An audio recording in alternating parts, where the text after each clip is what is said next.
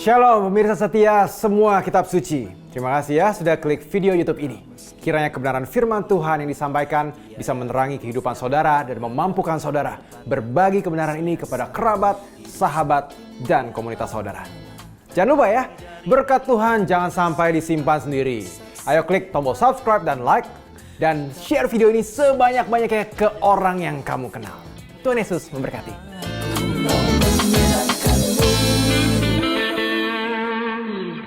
Ada sesuatu yang tidak jelas bagi saya. Maksudku Elia di sini di pasal 21 ketika menubuatkan kematian Ahab mengatakan bahwa dia akan mati dan anjing-anjingnya akan menjilat darahnya di tempat yang sama di mana Nabot mati, yaitu di Yizreel. Namun di pasal berikutnya kita melihat bahwa Ahab tewas dalam pertempuran di Ramoth Gilead. Jadi apa yang telah terjadi dan bagaimana kita menjelaskan ini? Memang, bagaimana kita menjelaskan ini? Mari kita kembali ke ayat-ayat yang akan menjelaskan hal ini pada kita. 1 Raja-Raja 21 ayat 19, di tempat anjing telah menjilat darah Nabot, di situ jugalah anjing akan menjilat darahmu.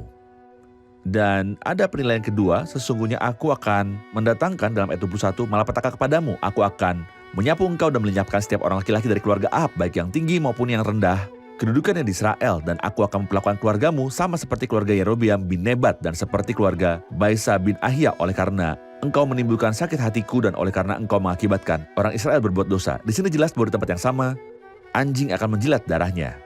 Dan kita tahu bahwa Nabot mati di kebun anggurnya di Yizreel.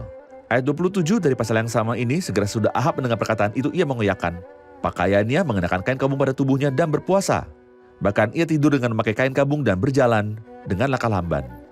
Firman Tuhan kepada Elia, orang Tisbe itu berkata, sudahkah kau lihat bahwa Ahab merendahkan diri di hadapanku? Oleh karena ia telah merendahkan diri di hadapanku, maka aku tidak akan mendatangkan malapetaka dalam zamannya, barulah dalam zaman anaknya aku akan mendatangkan malapetaka atas keluarganya. Jelas bahwa penghakiman dipindahkan dari Ahab kepada keturunan Ahab. Pernah kalian perhatikan? Padahal Ahab benar-benar mati di Ramoth Gilead, dan bahwa keretanya dicuci di Samaria, dan tidak disebutkan apakah itu dicuci di Yizreel secara khusus, dan bisa jadi telah dimandikan di Yizreel atau tidak. Darah bisa menetes dan dijilat atau tidak, tapi di pasal berikutnya dalam 2 Raja-Raja pasal yang ke-9, kita melihat penggenapan penghakiman kedua yang kita baca di ayat 27 dalam 2 Raja-Raja 9 ayat 24 dengan anak Ahab. Segera Yoram berputar dan mau melarikan diri sambil berseru kepada Ahazia. Itu tipu Ahazia, jadi Yehu anak dari Nismi menarik busurnya dengan sepenuh kekuatannya lalu menahan Yoram di antara kedua bahunya sehingga anak panah itu menembus jantungnya. Maka rebahlah ia di dalam keretanya. Kemudian berkatalah Yehu kepada Bidkar, perwira pribadinya, angkat dan lemparkanlah mayatnya ke kebun Nabot orang Yizreel itu. Dia adalah putranya. Sebab ketahuilah bahwa pada waktu aku dan engkau berdampingan menunggang kuda mengikuti Ahab ayahnya, maka Tuhan telah mengucapkan terhadap dia hukuman ini. Sesungguhnya aku telah melihat darah Nabot dan darah anaknya tadi malam. Demikianlah Tuhan, maka aku akan membalasnya kepadamu di kebun ini. Demikianlah firman Tuhan. Oleh sebab itu angkat dan lemparkanlah mayatnya ke kebun ini sesuai dengan firman Tuhan. Pemenuhan literal. Jelas di sini dalam teks karena hal itu digenapi pada anak laki-laki Ahab, karena hukumannya dipindahkan kepada keturunan Ahab. Lihat betapa ajaibnya Tuhan kita. Tuhan itu luar biasa dalam segala hal. Maksud saya bahkan Ahab ketika dia sudah bertobat, apakah pertobatan diterima? Inilah terjadi di bagian terakhir pasal 21 mulai dari ayat 27. Ya, ketika Ahab bertobat, Tuhan menerima pertobatannya. Ingat dan lihat bagaimana Ahab merendahkan dirinya. Oleh karena ia telah merendahkan diri di hadapanku, maka aku tidak akan mendatangkan malapetaka dalam zamannya. Barulah dalam zaman anaknya, jadi nantinya nubuatan itu terpenuhi secara harafiah pada anak laki-laki Ahab.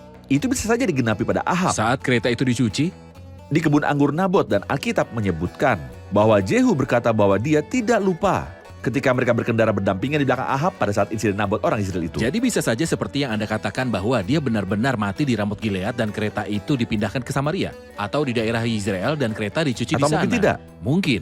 Tapi kejadian itu masih benar-benar terpenuhi dalam kematian putranya di kebun anggur Nabot orang Israel. Karena hukuman itu dialihkan pada anaknya sebagaimana jelas dalam pasal 21.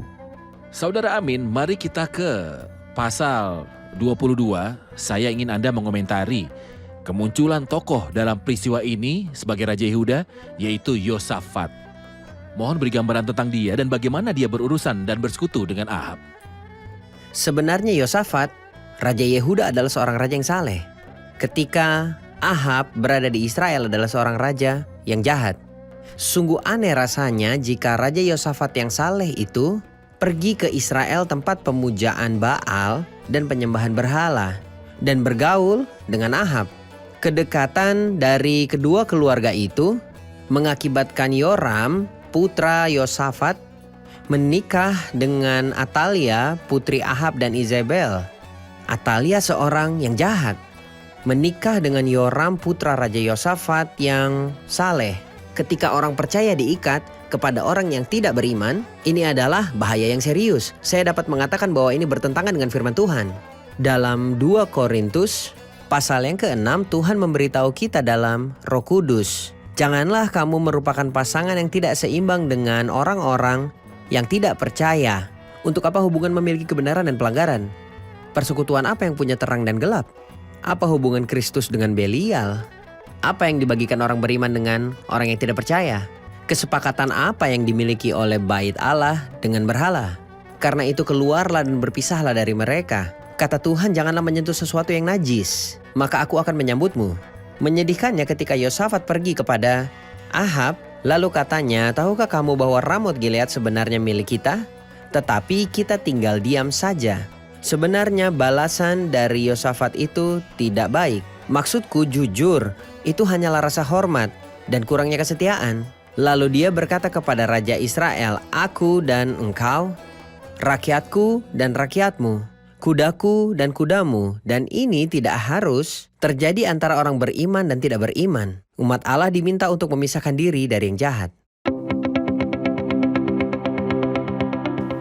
Sahabat Pijar TV, terima kasih sudah menjadi pemirsa setia program-program Pijar TV. Kami sungguh rindu agar saudara bukan saja diberkati dengan menyaksikan program-program ini, tetapi juga dapat berinteraksi dengan kami untuk berdiskusi dan bahkan didoakan melalui WhatsApp dan telepon yang tertera di layar kaca ini.